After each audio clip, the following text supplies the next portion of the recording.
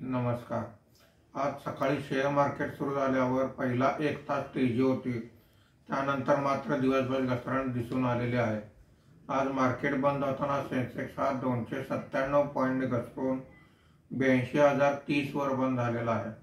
Nifty हा 82 पॉईंटने घसरून 25,145 वर बंद झालेला आहे।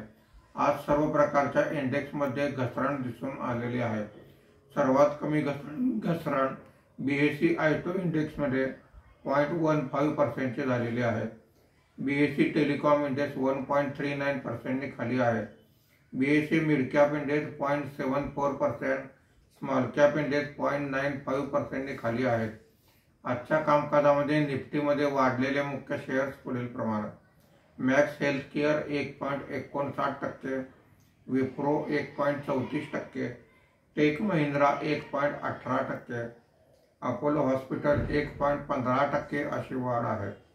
आज निफ्टीमध्ये घसरलेले मुख्य शेअर्स पुढील प्रमाणे: doctor Reddy's lab 1.99%, Bharat electronics 1.71%, Bajaj finance 1.70%, TCS 1.56% अशी घसरण आहे।